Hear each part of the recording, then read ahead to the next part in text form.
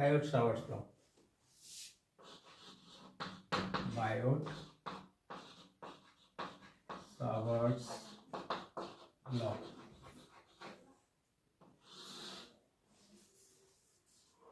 Biot-Savart's law. According to Biot-Savart's law,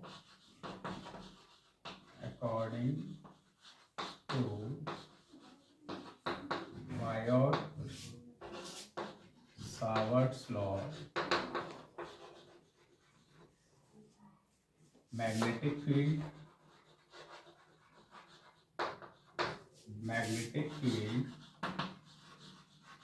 at any point due to current element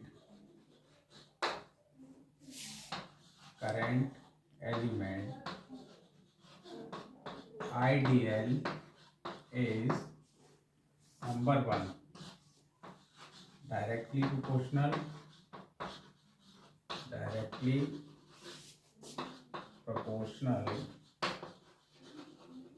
to magnitude of current element.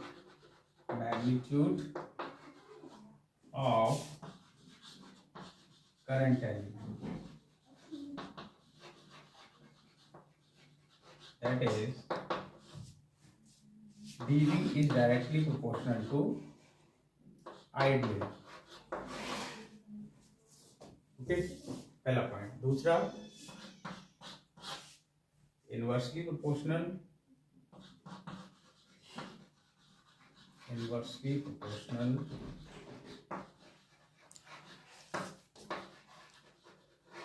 to the square of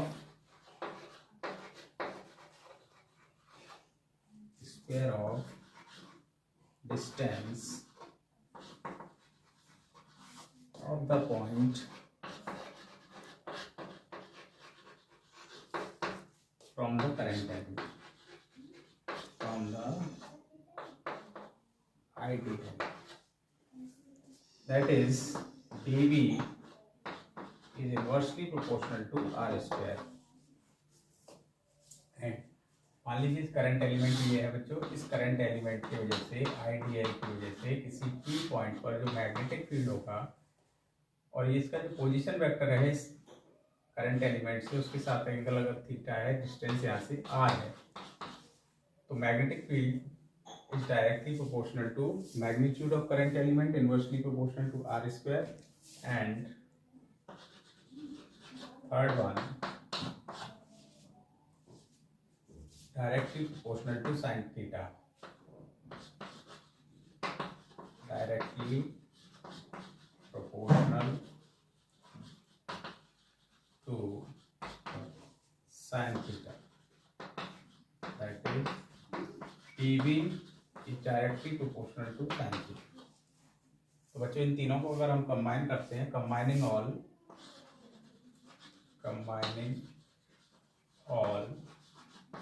we get dV proportional to IDL sin theta divided by R square. Proportionality का sign हटा के जब हम constant लगाते हैं तो constant P की value यहाँ होती है μ0/4 IDL sin theta upon R square. It is the expression of magnetic field at any point due to current element IDL at a point P from R distance from the current element.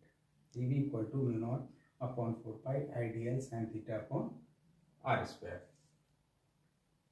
Vector form of Biot-Savart's law.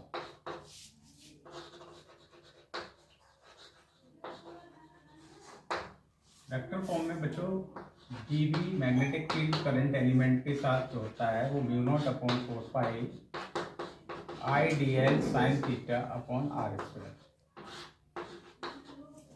इसको जब हम unit vector r cap से multiply करते हैं तो ये vector बन जाता है dV equals to μ0/4 IDL vector, और आर के जो वेक्टर है इसको हम लिख सकते हैं R vector divided by R, ये D L vector cross R vector upon R cube. It is the vector form of Biot-Savart's law.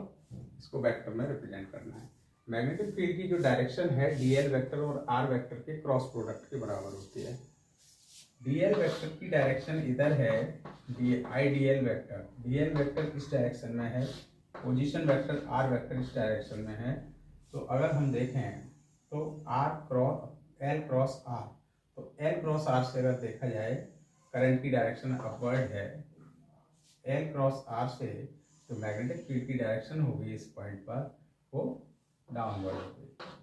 Okay, इसके अपोजिट अगर करंट की डायरेक्शन इधर होती है, डी एल वेक्टर की डायरेक्शन डाउनवर्ड होगी और इस पॉइंट पर हमें फील्ड निकालना है, तो D L vector cross R vector, D L vector cross R vector जो हमें करना होगा वो कुछ इस तरीके से होगा, और यहाँ पे जो फील्ड है उसकी डायरेक्शन अपवर्ड होगी।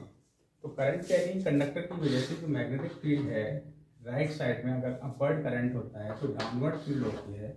इसके अपोजिट इसके लेफ्ट साइड में जो फील्ड होगा उसकी direction upward in left side and downward in right side.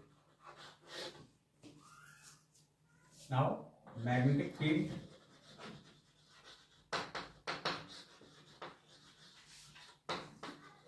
at a point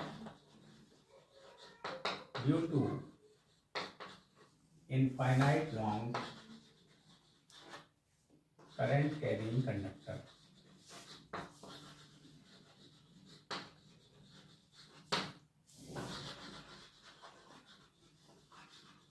अगर कोई इनफाइनाइट लॉन्ग कंडक्टर है जिसकी वजह से हम किसी पी पॉइंट पर फील्ड निकालना चाहते हैं, is the point P, perpendicular distance इसका ए हो गया।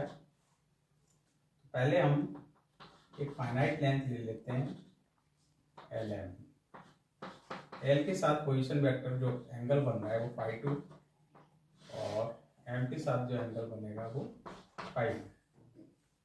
ये जो करंट एलिमेंट आइडियल है इन बिटवीन, इसकी वजह से इसका पोजीशन वेक्टर आर है, एंगल यहाँ थीटा।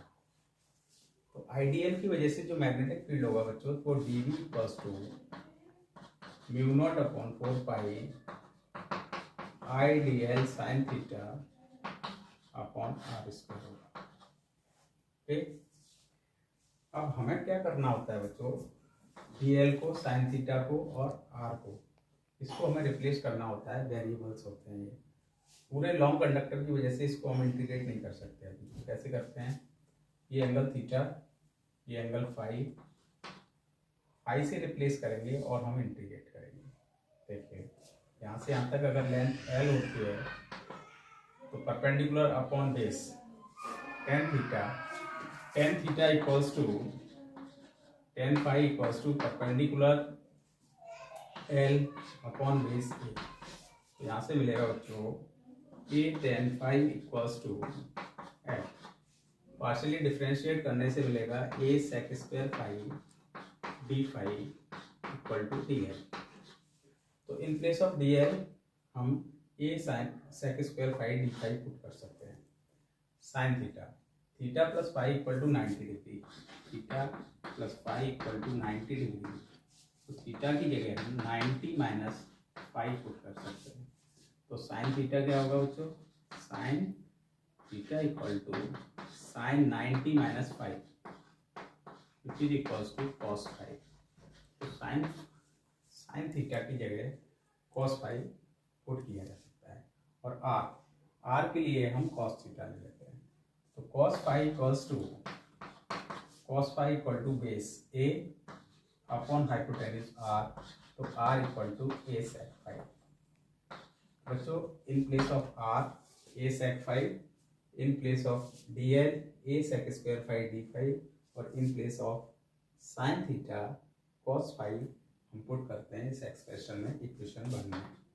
जैसे ही ये तीनों वैल्यू इक्वेशन 1 में पुट करते हैं ये एक्सप्रेशन चेंज हो जाता है। कैसे चेंज होता है देखिए, dV equals to mu naught upon 4 pi I dl. In place of dl put a sec square phi d phi.